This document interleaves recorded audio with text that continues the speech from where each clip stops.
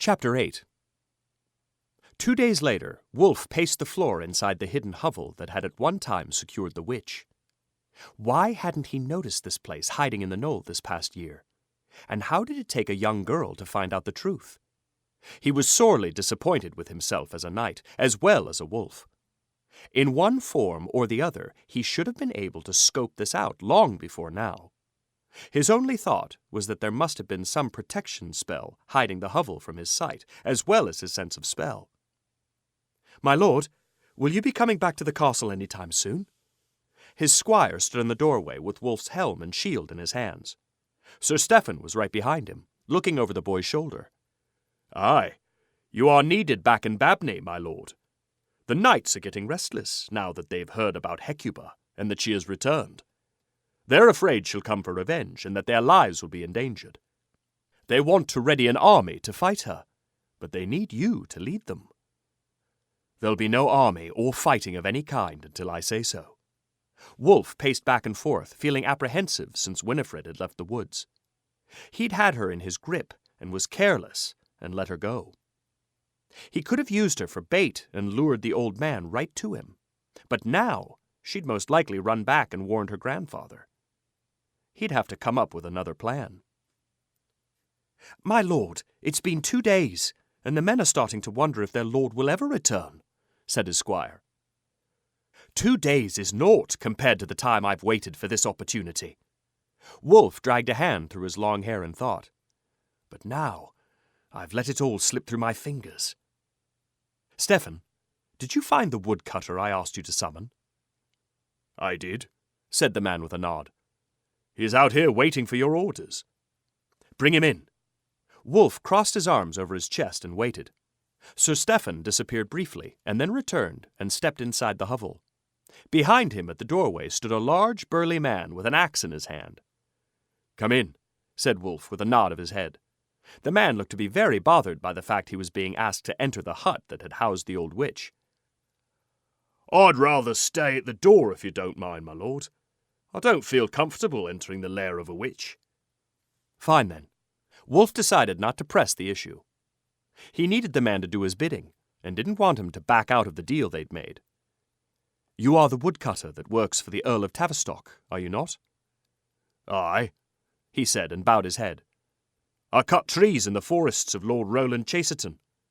I'm his personal woodcutter, and the only man allowed to take wood from the royal forest." "Then you are the man for the job. Has my steward explained to you what I want you to do?"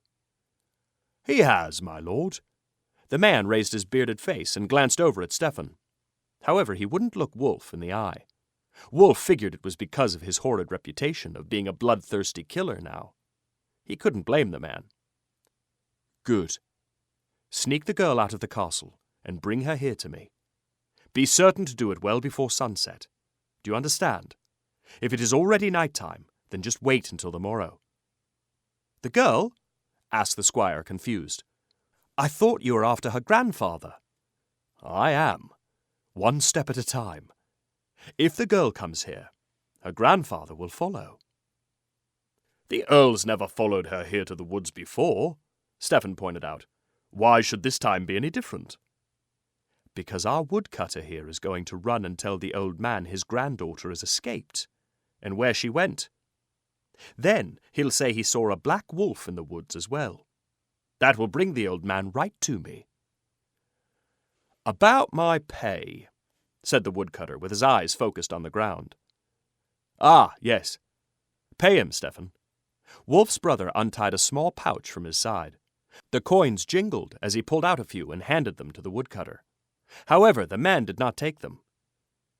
"I have no use for coins," said the man. "Lord Roland takes care of all my needs." "Then what do you want?" Wolf knew where this was leading, and it almost felt like blackmail. The woodcutter looked around the room. His eyes settled on the hand mirror on the dressing table. "I'll take that ornate hand mirror as my pay, and require naught else." "That's the witch's mirror," Dolan said. "It must be very magical and powerful." Wolf didn't care about magical mirrors, and wasn't even sure he believed it to be true. He figured it was just a mirror that Lord Roland had put inside the hovel for the hag to use. He had no need for it. If the woodcutter wanted it, so be it. He picked it up to hand it to the man. When he did, he saw a swirling fog in the reflection in the mirror. It parted, and then he saw Winifred locked in a room, trying to open the door, banging on it and crying. Nay, he dropped the mirror on the table and shook his head. You will do it for coin only. I'm risking my life, as well as deceiving my lord, the woodcutter pointed out. I'll not do it for anything but the mirror. There was an awkward span of silence. Then Wolf finally nodded. He needed this man to help him, and didn't have time to look for another person who would be able to get into Castle Chaserton unquestioned. All right. Convince the girl to come back to the hovel alone, and then make certain her grandfather follows. Do it during the light of day only. If you can do that, the mirror is yours. But only then, and not until you deliver. The woodcutter didn't look happy with Wolf's decision. He just bowed and backed away. As you wish, my lord. I'll be going then. Give him the money as proof of our agreement, Wolf told Stefan. Stefan handed the pouch over, but the man shook his head. No coins are worth the risk I'm taking. The woodcutter turned and disappeared quickly. Do you want us to stay? Asked the squire. No need, said Wolf. Not now. I've got Arnon in the woods to help me if need be. Besides, I want to be alone with the girl. I'd suggest you two go back to the castle and ready the men in case the Earl decides to bring an army with him when he follows. If so, then step in and fight, but not before. Aye, my lord, said Stefan. I'll come back and act as lookout, if you'd like. Dolan can do that. Your talents are needed in preparing my men for battle, Stefan. I need a man to lead them, and you are my best warrior. Do you think it'll come to battle? Asked Dolan with turmoil showing on his face. Not if I can get to the old man first. Wolf felt revenge boiling in his veins. Then again, his bloodlust was nothing compared to the sexual lust that filled his body and threatened to consume him since he'd met the man's granddaughter. This kind of lust was only going to distract him and make him vulnerable if he didn't do something about it soon.